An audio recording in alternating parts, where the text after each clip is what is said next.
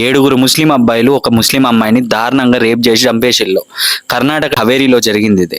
Reason ఏంటి, ఎందుకు rape చేశారని చెప్పేసి అంటే, ఒక ముస్లిం అబ్బాయిని ఆ అమ్మాయి లవ్ చేసినందుకు అతి కిరాతకంగా 3 ప్రదేశాలలో 7 కలిసి చిత్రహింస పెట్టి బ్రూటల్గా రేప్ అండ్ మర్డర్ చేసి చంపేసిళ్ళు. దాని తర్వాత వీళ్ళు పోలీస్ స్టేషన్ పోవడం, కోర్టుకు హాజరు కావడం, బెయిల్ రావడం జరిగింది.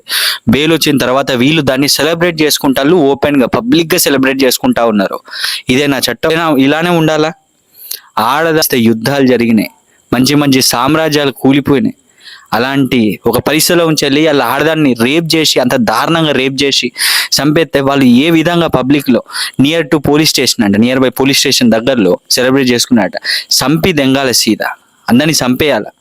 అట్లాంటి వాళ్ళని ఎన్కౌంటర్ చేయాలా? అట్లాంటి వాళ్ళకు బ్రతికే అర్హత లేదు. ఇక్కడ మతాలతో సంబంధం లేదు. ఆడపిల్ల ఎక్కడైనా ఆడపిల్లే, మనిషి ఎక్కడైనా మనిషే. మరి మీరేమనుకుంటారు వీళ్ళ మీద? ఇట్లాంటి వాళ్ళకు ఎట్లాంటి శిక్ష పడితే న్యాయం జరిగినట్టు అని చెప్పేసి మీరు అనుకుంటారు? కామెంట్ చేయండి ప్రతి ఒక్కరు కూడా. ఈ వీడియోని షేర్ చేయండి, ప్రతి ఒక్కరికి తెలియాలి కదా సమాజం.